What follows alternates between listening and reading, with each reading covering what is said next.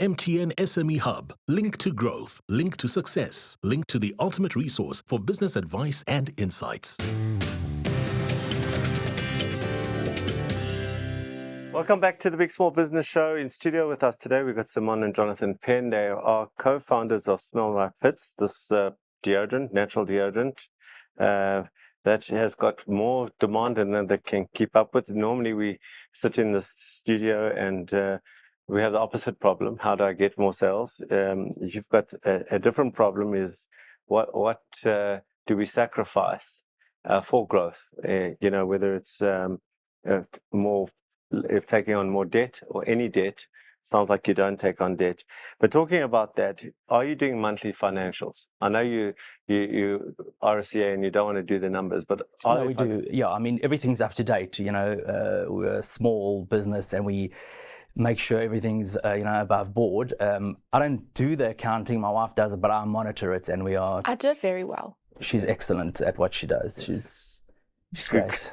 And is there a meeting where you discuss the financials? Like, I'm talking not about we had a good month, where you sit down and you're looking at them across the table and you're saying, this is what we did every month. Well, it's not, financials form as a part of that, but it's, for us, the return on ad spend is a huge thing we look at every day. How much are we spending on Meta? How much are we incurring in terms of, I'm all the time looking at my supplies and seeing, can I get cheaper, this, that, quality, so all the time we're looking at these things. And because we live together and we work together.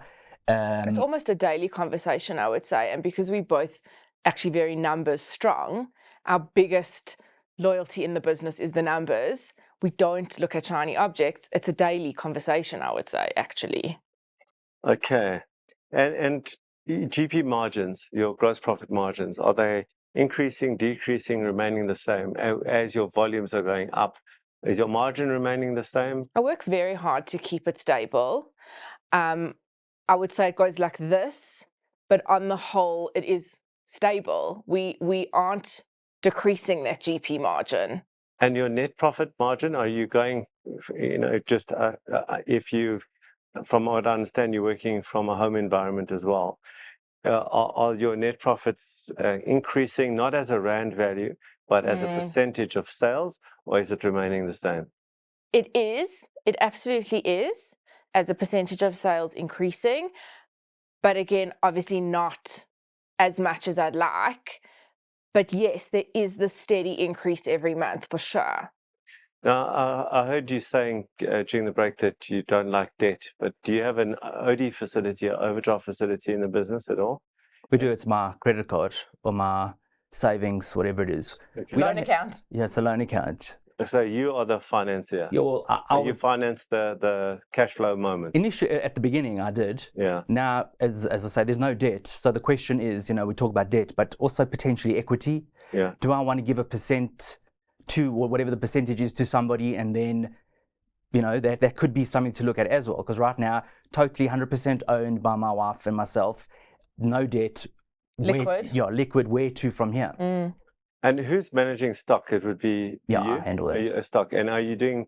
Are you doing MOQs? Are you minimum order quantities? Are you managing stock? In other words, as you're growing, is your stock level at the right level? Are you doing enough stock turns, etc.? I think we are. I think we've just learned, a big thing for us is we wanted to keep everything local. We wanted to make sure all of our raw material is local, and we originally couldn't get this plastic in South Africa, and now we found somewhere in Durban. I'm sure you're proud of that. And now it's all local, so we don't have to worry about bringing in something from China. So that's a huge, if we need something urgently, we can get it in a week. Whereas if it's coming from overseas, it would be a little bit more of a rush and more stress. And also you'd have to hold higher stock, I suppose. Correct. Right. So just talking about stock or units, how many units are you selling a month on average? Like last Between month? 1 and 2,000. I would say on average 1,500 units a month. Okay.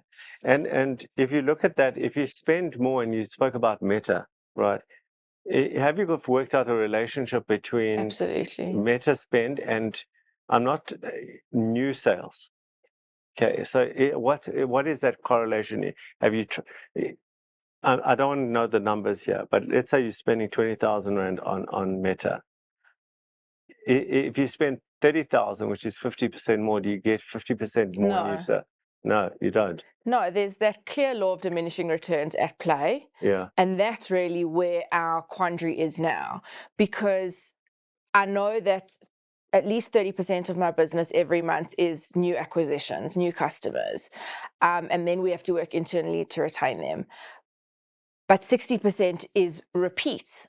How much of that repeat business do I ascribe to them seeing a new ad and being reminded versus just my product is habit building? So we have a clear relationship of the ROAS, and I work so hard to keep it stable as we increase how much we spend on marketing. But there is a law of diminishing return at play, which again is where our query comes in. But my wife has worked on Meta for literally 5-6 years. We've worked with agencies in this country, top agencies. And one overseas. And overseas, a British company, paid them a lot of pounds. And they just can't meet what my wife has done in terms of she understands it best, and she's very smart, almost as smart as me. And I think that she knows Meta and she knows the ROAS, and that's what we look at.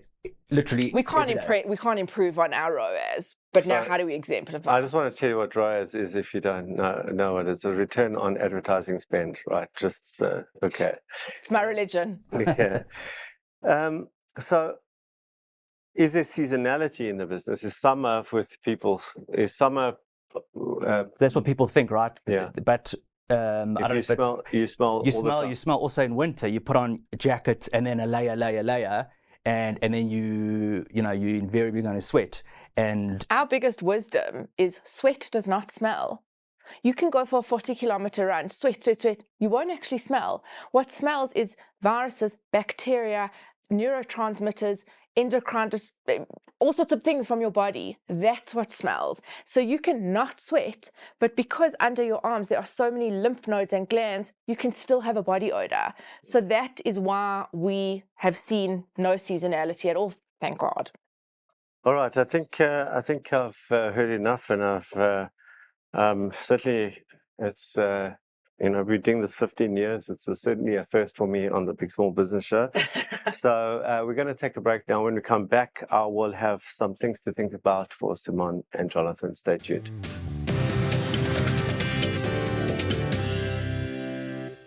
MTN SME Hub, link to business success.